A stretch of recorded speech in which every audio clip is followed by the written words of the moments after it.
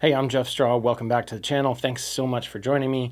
Today I've got a video for you called How to Succeed in the Music Business. Don't be a dick.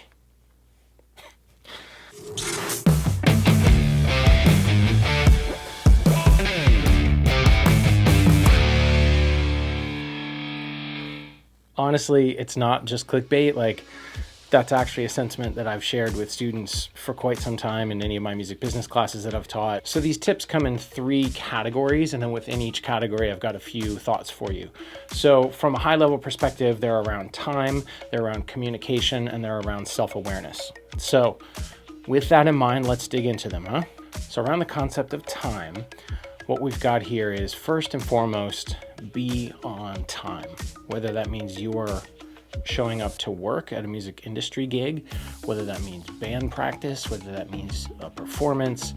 And by showing up on time, I don't mean on the dot on time, I mean be early. When you're early, you have time to prepare, you have time to settle in, and you have time to get your bearings before the performance or the rehearsal or whatever that is for you. So that's number 1. Number 2, deliver projects and assets on time. So if you're recording something and you're doing it remote, make sure you get your parts in on time to your collaborators. If you're working with a label, you want to make sure that you're getting them your single on time.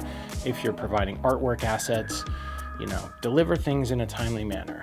The other piece is if you're working with promoters, make sure that they have your logo files and that they have them all in proper format. Number 3, around time, respect other people's time.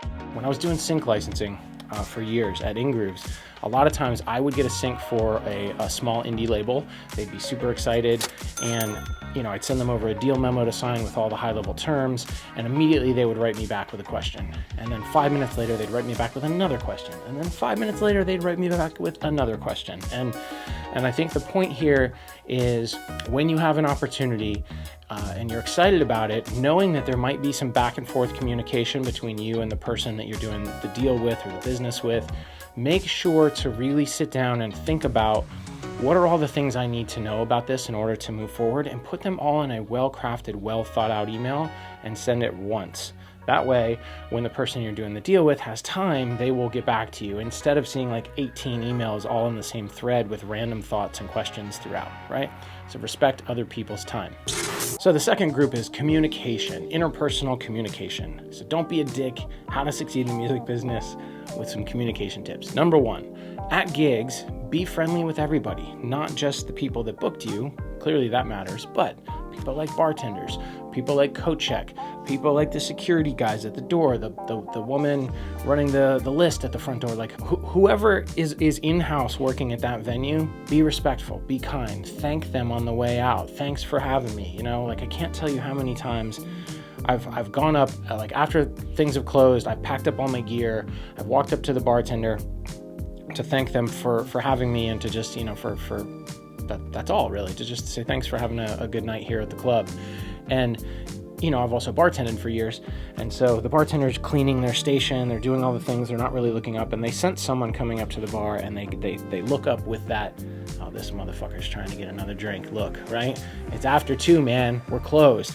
And that immediately, I'm just standing there and acknowledge them, thank them for their hard work, thank them for the night, and the look on their face is like, it's just brilliant, right? The change in energy. And so I try to bring that with me everywhere. That's not just at gigs, but I think that you'll find that your odds of getting booked again at a club are much, much higher when the staff all has this amazing opinion of you, right? That little things like that go a long way.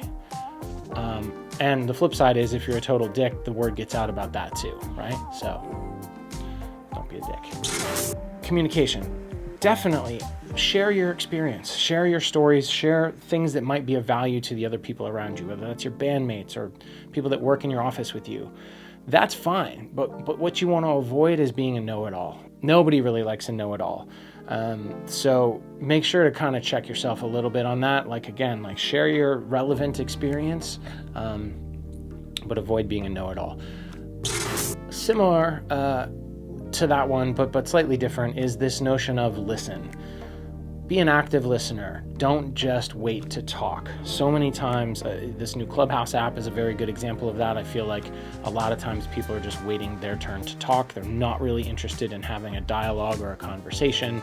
And so People notice that when you're listening intently, and especially if it's in person and you can make eye contact with them, you're listening intently and you're asking relevant questions and prompts, they feel heard, right? And when you're able to give someone that gift of being heard, they're much more inclined to then turn around and provide opportunities for you, or even just listen to what you have to say, right? This notion of a dialogue is definitely not the same thing as a monologue. So when you're having conversations with people, be a good listener. Don't just wait to talk. Third set of these is self-awareness. Number one, check your ego. This is easier when you're starting out because, you don't have a whole lot of that going on. But I think that as artists start to get a little further in their career, or music business people start to get a little bit further in their career, or anybody really, let's be honest, as you have achieved a little bit more success, you can tend to let ego run the show. And it's not that it's a recipe for disaster, but it can certainly come off as, brash and just self-centered and all of that kind of stuff. And you want to try to avoid that. So be confident in yourself. That's not what I'm saying, but don't let your ego stroll in the club 20 minutes before you even get there. Do you know what I mean? Second one around self-awareness, be authentic. That word authenticity gets thrown around on the internet a lot.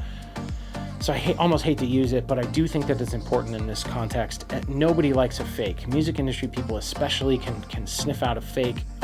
If somebody's story is fabricated, if they really have no kind of business being where they are. And so the best way to sort of combat that is to just try your best to be your authentic self, whether you're on stage, whether that's when you're writing, whether that's when you're doing interviews, whatever that looks like. The third tip around self-awareness is practice your craft.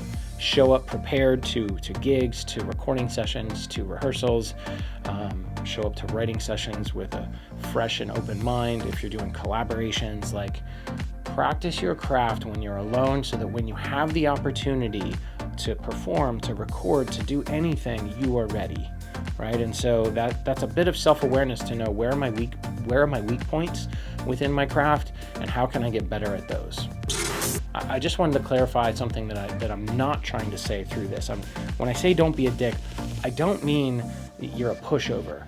I definitely think that artists still have the right to stand up for what they believe in, 100%. You have a right to negotiate on your behalf to get the best sort of deal that you can. This doesn't mean you become a people pleaser and everything you're doing is just to make other people happy. No, that also really won't get you anywhere in your career. But along the way, when you're respectful and caring about others, you're empathetic to their struggles and you're a listener, and you're not always thinking of yourself first, man, magic starts to happen. So I hope a few of those resonate with you. If you like the video, please share, subscribe to the channel, and most of all, thank you so much for spending a few minutes of your time with me today. I'm Jeff Straw. I'll see you in the next video. Peace.